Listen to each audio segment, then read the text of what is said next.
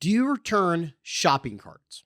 Like, so you go to the store and you have a choice to make, and your neighbors and the people you see in the grocery store, they all have a choice to make, right? Do they return that shopping cart, or do they leave it next to their car? Do they kind of bump it up into the grass? Do they allow it to just roll and bump into other cars and ding other cars because, heck, it ain't their car. What do they care, right?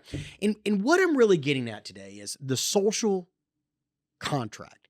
I heard about this concept called the social contract. Maybe you heard about it phrased a different way, like being polite or unselfish and doing to others as you'd have them do unto you, the golden rule. But really, the social contract is this concept that we have to behave in society in a way that makes life better and easier for everyone. That we have certain rules, not legal rules, not like formal regulations. Certainly we have those too, right? But we mean like an agreement, a handshake agreement that we all want to live in a place where, after midnight, people aren't blaring their horns or people return their shopping carts. And I used to think that if you didn't do those things, if you didn't comply with the social contract, and it's probably different in every community, that if you didn't comply with that social contract, that you are being selfish. And the issue with that framework is a lot of people are selfish now. A lot of people do not care about other people at all. And so I want to uncork this social contract, and I want to give you some tools, because I think if you listen to this, you comply with the social contract. I think you're a good person. I think you're the kind of person that returns your shopping carts and you don't litter and you care about other people. But I want to give you the tools to convince other people to comply with the social contract. And you're not going to teach them not to be selfish. You're not going to teach a narcissist not to be a narcissist. You're not going to teach a sociopath not to be a sociopath. And to a lesser level, you're not going to teach people that are very internally focused, which are not narcissists by definition, but they are selfish. You're not going to teach them to be unselfish. You've got to lean into that selfishness and say, look, I want you to be selfish. But the social contract isn't about sainthood. It's not about being a good person. It's about being smart for you and your family. And so I want you to use this as kind of a train the trainer podcast so you can convince those pieces of garbage out there. Yes, that's what I think of them. I think if you don't return your shopping cart, you're a piece of garbage. Okay, there. You quote me, tweet it, whatever you want to do. I don't care. It's about being smart. And that it's not about giving to other people. It's costing you money, and it's a bad strategy for you and your family to not comply with these social contracts. Okay, so what we're going to really get into today is we just finished our national poll, and I had some startling information about the thoughts of parents. But before we get into that, I want to uncork this social contract, because that's what's being violated right now in education, the social contract. And there was one stat that came out in this poll, and we're going to release the whole thing in a couple of weeks, so stay tuned for that. But there was one thing that occurred where a majority of parents want vouchers. They want school choice. Okay, it doesn't really surprise me. I don't think people understand the long-term effects on it, but they want that. Okay, I got it. But over half the people admitted that vouchers will harm children. I mean, they admitted it, and they just didn't care. They just didn't care. And that breaks the social contract when you don't care about other people's kids. Okay, but let's get into the train the trainer, and let's give you some examples, because there is certainly no medal for returning a shopping cart. You're not going to be patted on the back and told you're a great person. But what people don't seem to realize is that when they don't return that shopping cart, it does impact them. It does impact them, because now employees are, instead of stocking the shelves and cleaning the store and cleaning the bathrooms, we all like clean bathrooms, we go to stores, they're out there chasing shopping carts. And then the shopping carts ding cars. And, well, didn't ding my car, but it might next time. And that's a real lack of intelligence on people's part. It's like, well, it doesn't affect me, but it's going to one day if everyone breaks the social contract. And so if everyone breaks the contract, it will actually impact you. Okay, so let's talk about the fire department. Why fund the fire department? Why bother? I mean, my house has never burned. I've never had a fire in my house. But we funded a fire department, and we like to pay those taxes and have a well-running fire department, because when you need it, you want it, and you've got to have it. And speaking of this, also, it's like, I've seen this more and more. When I was younger, back in the old days, when an ambulance or fire truck was coming, cars really worked to get out of the way. They really moved because I get that you're not in the ambulance right now. It's not your house burning, but you get out of the way so that somebody else's house can have the fire put out or somebody else can get to the hospital quick. So we all kind of moved our cars out of the way. Now, in other countries, they still really do this, especially like look at Japanese culture. If you ever want to see some cool videos about ambulance coming in, everybody gets out of the way. I mean, it's just wow, right? Like we're going to have a social contract to take care of that person because maybe selfishly that would be me in the ambulance one day. And I want that ambulance to get there quicker. But now I see cars that don't pull out of the way. Maybe in some cases they're on the phone and they're not paying attention. You know, you got to give them a little honk. But also you'll see cars get behind the ambulance or the fire truck and basically ride on their tail through all traffic as if that's like a game to them. And they get to everybody else that waited, ha suckers, I get to pass you. And it's like, you're going to cause another accident. I mean, you're a very selfish person, but more than the selfishness, because that's not going to stop them from breaking the social contract. They get in a wreck, that ambulance is going to be blocked and they're not going to make the hospital and maybe they get injured or die. Like apparently that's the way we've got to talk to people now, right? Because the social contract is really about a series of small, give a little now, and it's going to save you time and money and headaches later. And so it's not moral poetry. It's a maintenance plan for everyone's life that lives in society. And I kind of like that. Because I always thought you were just selfish. I think you are. By the way, I do think that they're absolutely selfish, right? But once again, that's not going to change their interaction. Okay, so now let me turn back to like children and education. We used to care about kids because we cared about kids, right? Now I get it. Once a person becomes 18, they're on their own and good luck to you. And, you know, you got to pay your own bills and you got to get a job. And I do agree with that. I do agree with that. I would rather not pay for somebody's lifestyle on welfare or entitlement programs their whole life. I'd rather not do that. And I think most people would rather have that not done either. They want a job and they want to work and all those things. And we need to give people opportunities to become great humans and to become great members of society. But the way to do that is to provide them with an education, right? And so it was society's framework that if we provide free education, that they should then be able to take care of themselves and maybe other people and contribute to society. I mean, that was always the theory that I got, right? And so some kids need more education value than others from like taxpayer standpoint, right? Some children get a lot from their parents and a lot from their families that they can, get tutors and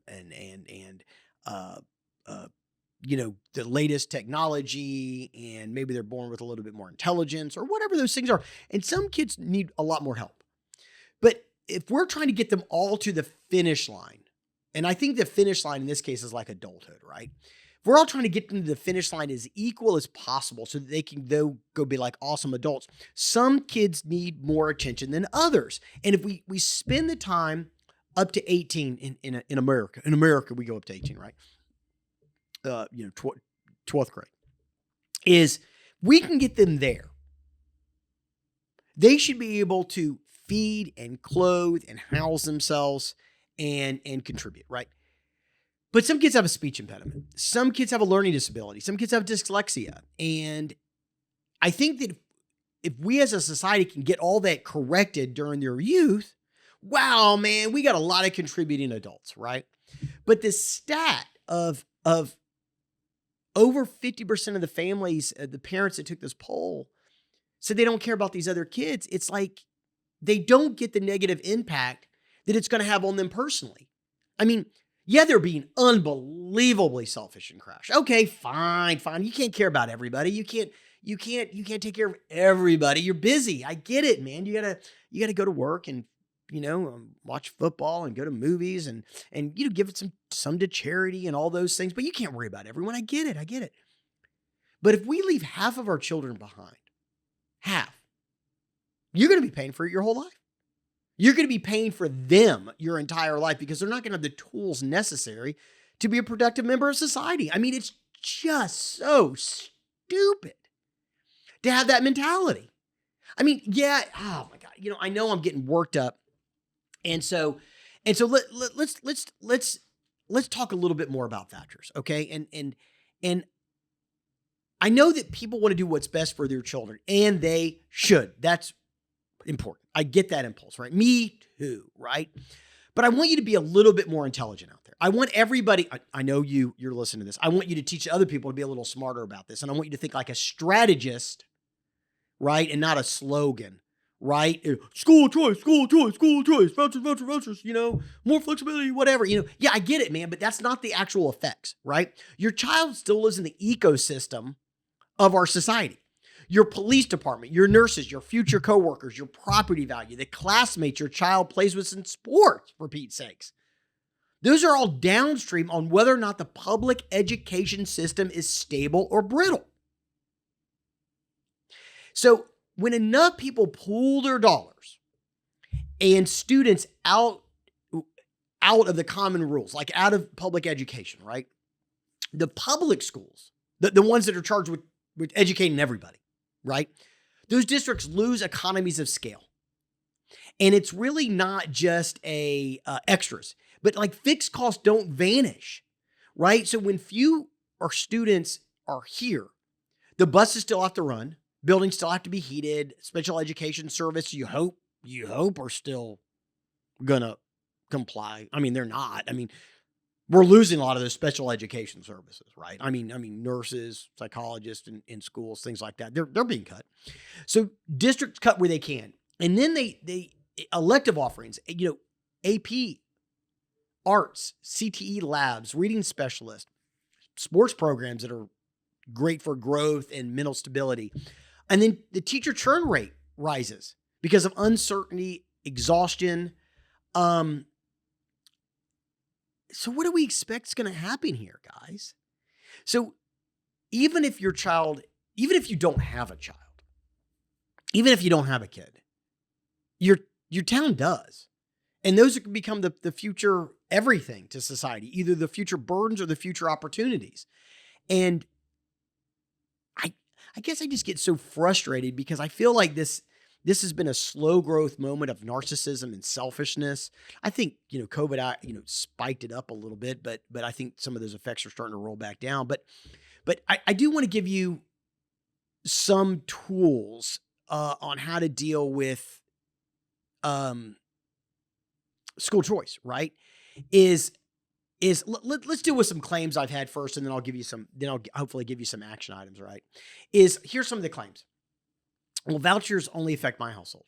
That's a claim I've heard.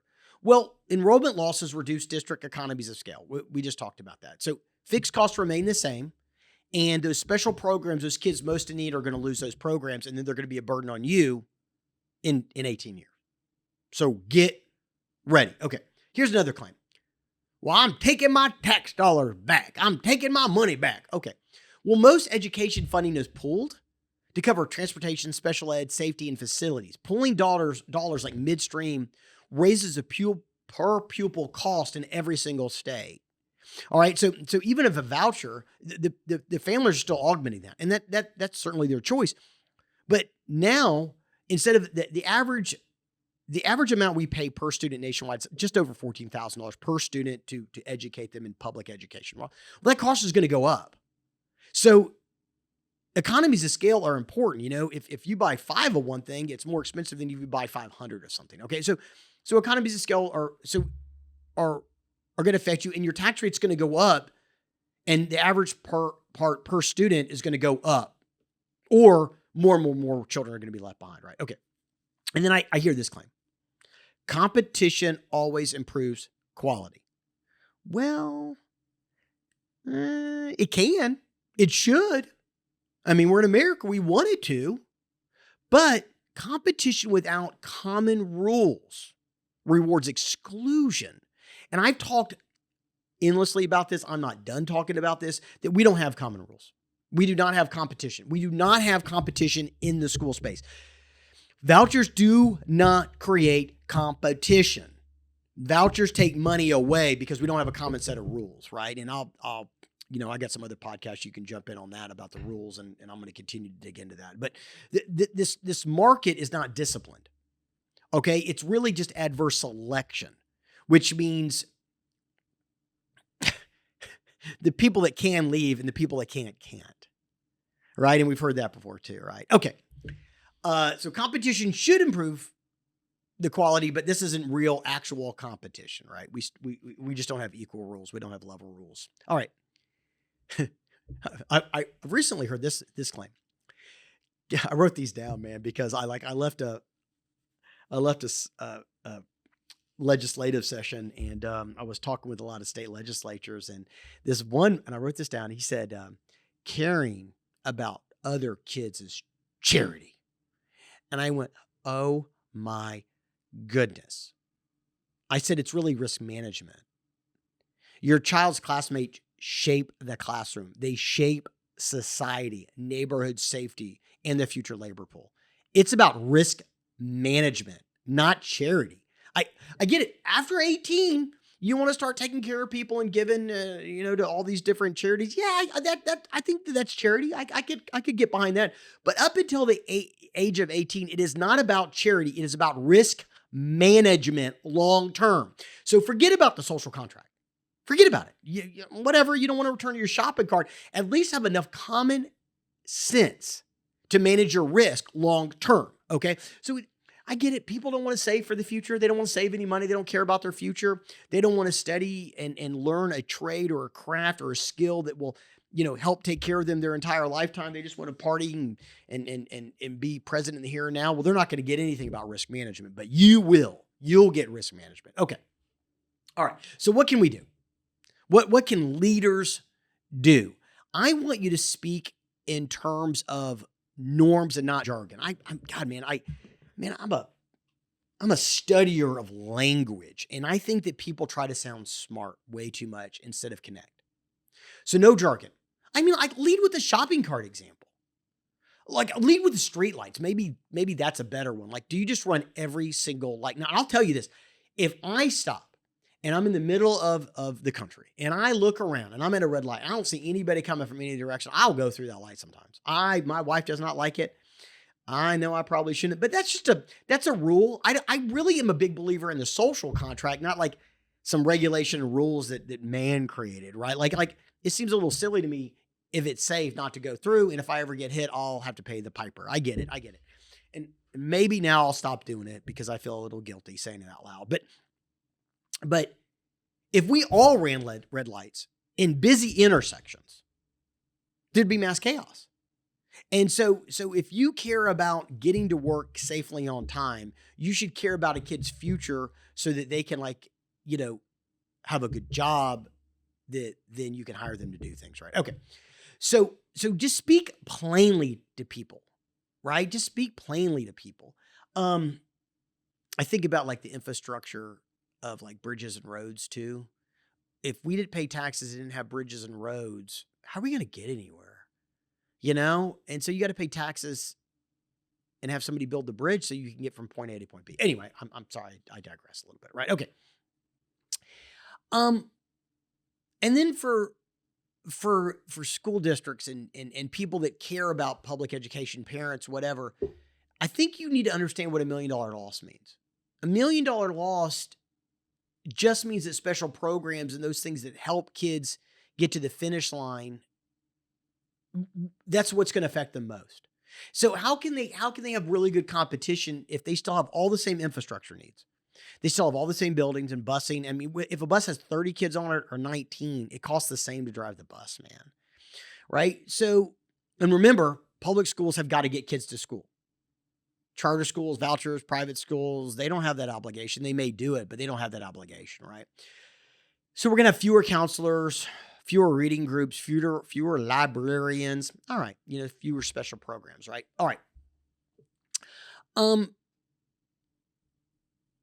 I think that's where I would stay. I would say let's just have a real basic social contract conversation about the long-term effects of risk management and why you should care about all kids, right?